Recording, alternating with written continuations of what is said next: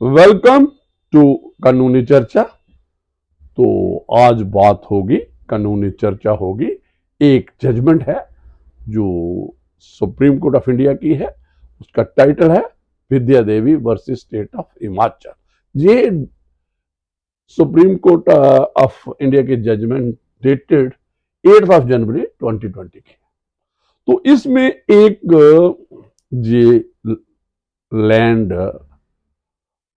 थी एक, और यहां पे उसका रेफरेंस उस लेडी का 18 इयर्स ओल्ड एपिलॉन्ट है जो सुप्रीम कोर्ट के पास है, जो जिसने सुप्रीम कोर्ट की रिस्ट्रिक्शन इनवोक की है।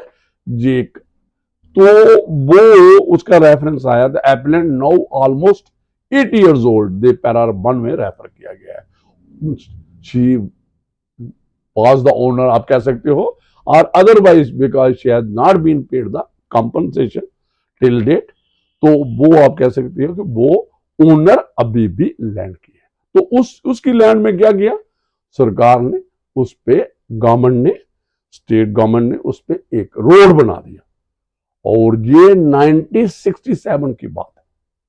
रोड निकाल दिया, लेकिन without paying any compensation, without adopting due course of law.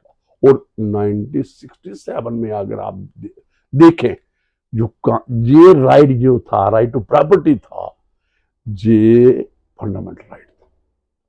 तो उसकी प्रॉपर्टी, ओनर की property, without adopting due course of law, तो उसकी प्रॉपर्टी लेना और उसकी ओनरशिप प्रॉपर्टी में आप सड़क निकाल देंगे, रोड निकाल देंगे, तो without paying any compensation, no doubt जो हमारे पास जो लैंड इक्विशन एक्ट है वो 1894 का, तो उसकी प्रोसीडिंग कोई नहीं की गई।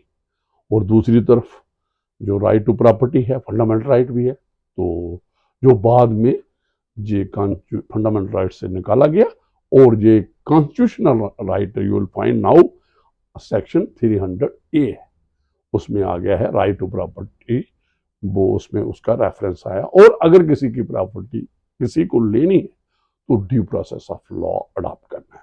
पहले लैंड इक्विशन एक्ट था 18, जैसे मैंने भी जिक्र किया, 1894, और अब है जो नया एक्ट आया है जो बात करता है फेयर कंपनसेशन की, और रीसेटलमेंट की, और रिहेबिलिटेशन की। ये 2013 में आया था, इसका जी 26 सितंबर। तो इसमें क्या था, उसका एक्ट का नाम बोल दूंगा, the right to fair compensation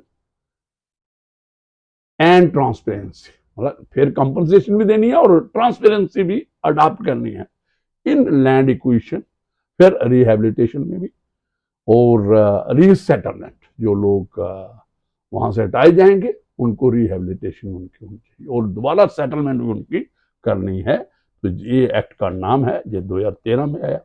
तो जहां पे क्या है, जो मैंने फैक्ट्स बताए कि लैंड ली गई और without paying any compensation, without adopting any due course process of law as was available at that time, जो हमारा द लैंड इक्विशन एक्ट 1894 में प्रोवाइड किया गया है, दिया गया। तो क्या हुआ, जब एपिलॉन ने हाई कोर्ट को अप्रोच किया, और भी दूसरों लोगों की भी जो पिटीशन लगी हुई, तो इन्होंने अप्रोच किया, तो इनकी पिटीशन में हाई कोर्ट ने जो स्टैंड लिया, जो you will find in para 6 में, आप बड़ा इंटरेस्टिंग स्टैंड, और एक स्टेट जो वेलफेयर स्टेट है, डेमोक्रेटिक स्टेट है, जो वहां पे इलेक्टोरल प्रोसेस है, और उसको आप वेलफेयर स्टेट भी कहते हैं, तो उसमें क्या स्टैंड था गवर्नमेंट ऑफ इंडिया का, तो यहां मैं पैरा 6 पढ़ूंगा, उससे थोड़ा सा आइडिया हो जाएगा। उसका जो रेलेवेंट पार्ट है, The respondent state filed its reply before the High Court, wherein it was admitted that the department had used land in ownership of the appellant.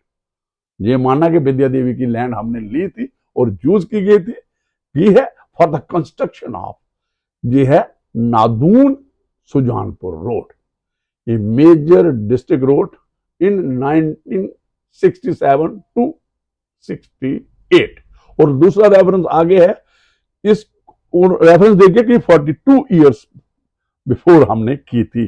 और एक और ये जो ये जो स्टैंड है ये मुझे ये अजीब सा है। And the title of the respondent state, देखिए क्योंकि हमने 42 ईयर्स पहले ली थी और 1967 में जब ये ऑब्जेक्शन फाइल किए गए थे उसका पीरियड उन्होंने रेफर किया 42 ईयर, तो इनका the state got converted into adverse possession. जो पोजेशन है रोड पे उस पे है तो वो अक्वायर कर लिया है एडवर्स पोजेशन की प्ली ली इस जजमेंट में। In view of the aforesaid facts and circumstances on the present case the respondent state it is directed to, और ये जो फाइंडिंग है इसमें क्या हुआ, उन्होंने कहा जो सुप्रीम कोर्ट ऑफ इंडिया ने जो हाई कोर्ट की फाइंडिंग थी सेटिस्फाइड हो गई, तो उन्होंने कहा state is directed to pay the compensation on the same term as awarded by the reference court.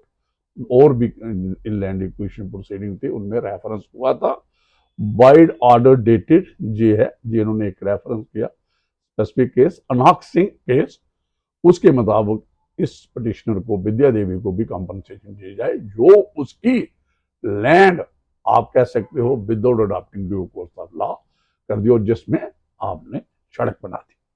Within a period of 8 weeks time was given to the government treating it as a case of deemed equation. तो इसमें एक affidavit भी कहा, an affidavit of compliance is directed to be filed by the state before this court within 10 weeks। इनके after compliance 8 weeks का time दिया और उन्होंने कहा कि 10 weeks के after you have to state is required to file compliance affidavit. तो ये सारा ये इस केस में तो और इसमें ये भी आया the respondent state directed to pay legal cost and expenses ये टू द प्रेजेंट, ये मुझे लगता है 1 लाख के इर्द गिर्द है, तो ये भी उनको कहा गया कि ये भी पे तो to the present appellant appeals are accordingly allowed. तो ये जो ये जस्ट इसमें जो टू जजेस बेंच था उसमें जस्टिस इंदु मल्होत्रा और जस्टिस अजय रस्तोगी थे जो 2 जज थे। तो ये ऑथर की है जजमेंट में लगता है जस्टिस इंदु मल्होत्रा जी ने। तो ये मैंने आया और बड़ा एक फन्नी सा आप कह सकते हो कि एडवर्स पोजेशन की प्ली स्टेट ले रही है अपने सिटीजन के खिलाफ, और एडवर्स पोजेशन का अगर कंसेप्ट डॉक्टर जो इसमें एक्सप्लेन किया या अदरवाइज है वो it can not be expected from the state जो वेलफेयर स्टेट है डेमोक्रेटिक स्टेट है कि इस किस्म की प्ली और अपने जो सिटीजन है उनको डिवार करे जो प्रॉपर्टी से उनकी ओनरशिप में है। और 1967 में जैसे मैं दोबारा रिपीट कर रहा हूँ वो उनका फंडामेंटल राइट था आर्टिकल 31 के मुताबिक।